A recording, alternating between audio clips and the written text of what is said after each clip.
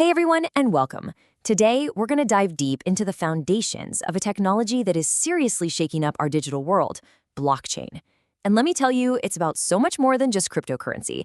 It's a completely new way to think about trust and security online. So let's jump right in at the beginning with the core problem it was designed to solve. Okay, so to really get what blockchain is all about, we first have to wrap our heads around the problem it was built to fix. And at its heart, it really all comes down to one fundamental thing: a problem of trust. I mean, think about it for a second. Every time you send money, sign a digital contract, or even just log into a website, you're almost always relying on a middleman, right? A bank, a big tech company, a government, someone to vouch for you and say, yep, this is legit. And that system, well, it works. But it also puts a ton of power and responsibility into the hands of these few central players. So the big question is there another way?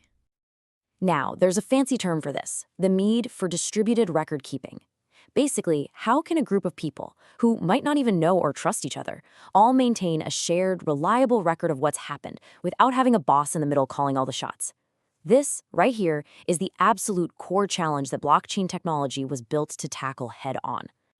So how in the world does blockchain actually pull this off? Well, it does it by using a few really clever ideas from cryptography and network design. Let's break down the digital building blocks that make this whole thing tick. At its simplest, a blockchain is, well, it's pretty much exactly what it sounds like: a chain made of digital blocks.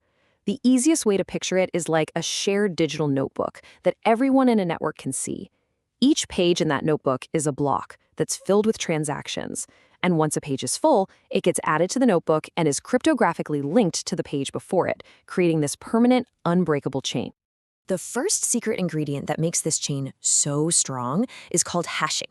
Think of it like creating a unique digital fingerprint for a chunk of data. You can feed it anything, a single word, an entire novel, and it spits out this unique, fixed-length code. But here's the cool part: if you change just one tiny detail in the original data, even just a single comma, the fingerprint changes completely. This makes it incredibly easy to see if anything's been messed with. All right, the next layer of security is the digital signature. This is how the network proves who sent a transaction and confirms that it's the real deal. It's kind of like a personal, unforgeable seal that proves authenticity.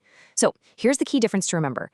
Hashing creates a fingerprint for the entire block to protect its integrity, while digital signatures are used to secure the individual transactions inside that block, proving they're valid and came from the right person.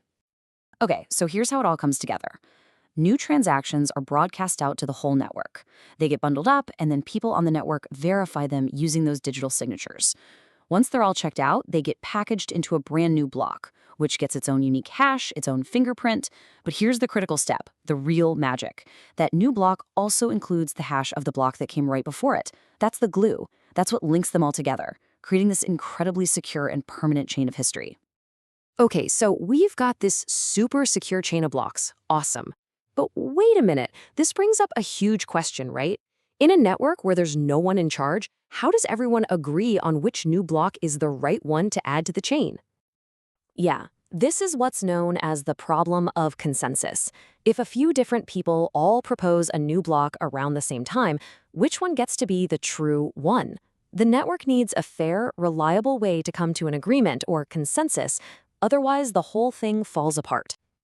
Now, there are few ways to do this, but the two most famous models are proof of work and proof of stake. Proof of work, this is the one Bitcoin uses, is where computers called miners all compete to solve a ridiculously difficult math puzzle. The first one to crack it gets to add the next block and earns a reward.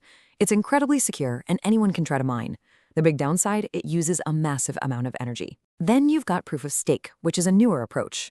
Here, participants called validators lock up some of their own cryptocurrency as collateral. That's their stake. The network then chooses a validator to create the next block. This method is way more energy efficient, but it does bring up some different questions about centralization, since those with the biggest stake could have more influence. So up to this point, we've basically described a really secure, decentralized database.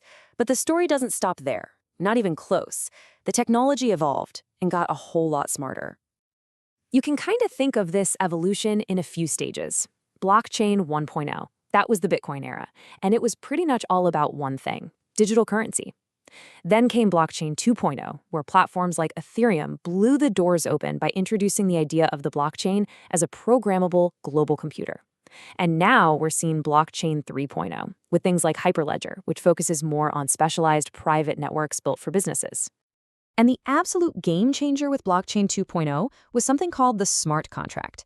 A smart contract is just a piece of code, a little program that lives on the blockchain. And you can program it with simple if-then logic. For instance, if I receive payment, then automatically transfer ownership of this digital ticket. And because it's running on the blockchain, it's unstoppable and nobody can change it. It just automates trust and agreements. No middleman needed. So, when you combine this incredibly secure ledger with programmable logic, well, you get a technology that's now being used in ways that go far beyond just digital money. Let's take a look at how this is actually playing out in the real world. So of course you've got Bitcoin and the thousands of other cryptocurrencies, those so-called altcoins. But the applications go so much further. Think about managing medical records. A blockchain could give you, the patient, full control over your own health data, letting you grant temporary, verifiable access to doctors. Or what about DNS records? You know, the phone book of the internet? Putting those on a blockchain could make the internet far more secure and resistant to censorship or attacks. You see the pattern here. Whether we're talking about money or health data or the very infrastructure of the internet, the common thread is exactly the same. At its core, blockchain technology is a tool for creating a single, shared source of truth that is secure, transparent, and can be verified by anyone in the network. There's this quote that I think just nails it. The real innovation is not the digital coins, it's the trust machine. The digital coins were a fascinating first step, for sure. But the true, lasting innovation is the underlying trust machine itself. It's a whole new tool for us to coordinate and build reliable systems without needing a central authority watching over everything. And that leaves us with this huge, fascinating question for the future, doesn't it? As this technology gets more powerful, we're gaining the ability to create a permanent, unchangeable history of, well, anything.